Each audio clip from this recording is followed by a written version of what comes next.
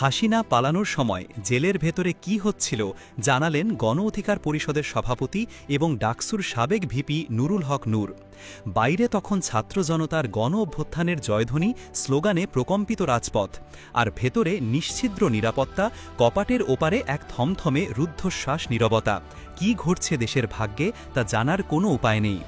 ঠিক এমনই এক পরিস্থিতিতে কারাগারের দেয়ালের ভেতর কিভাবে পৌঁছেছিল একনায়ক সরকারের পতনের খবর, কিভাবে এক মুহূর্তে বদলে গিয়েছিল কারারক্ষীদের আচরণ, সেই নাটকীয় বিকেলের অভূতপূর্ব অভিজ্ঞতার বর্ণনা দিলেন নুরুল হক নূর। দিনটি ছিল ২০২৪ সালের ৫ আগস্ট।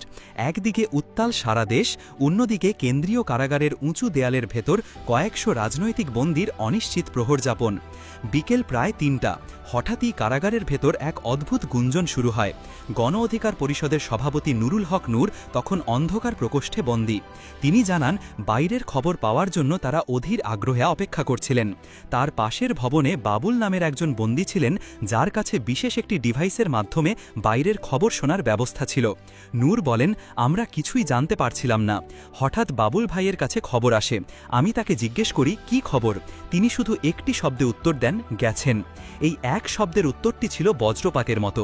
প্রথমে বিশ্বাস হচ্ছিল না, কিন্তু মুহূর্তের মধ্যেই খবরটি ঝড়ের বেগে ছড়িয়ে পড়তে থাকে, এক সেল থেকে অন্য সেলে, এক ওয়ার্ড থেকে আরেক ওয়ার্ডে। প্রথমে অবিশ্বাস, তারপর চাপা উত্তেজনা এবং শেষে নিশ্চিত হওয়ার পর বন্দীদের মধ্যে নেমে আসে বাঁধভাঙা উচ্ছ্বাস। চারদিকে আল্লাহু আকবার ধ্বনিতে প্রকম্পিত হয়ে ওঠে কারাগারের আকাশ বাতাস। বছরের পর বছর ধরে নির্মম নিপীড়নের শিকার হওয়া মানুষগুলো একে অপরকে জড়িয়ে ধরে কান্নায় ভেঙে পড়েন। সে কান্না ছিল মুক্তির, আনন্দের।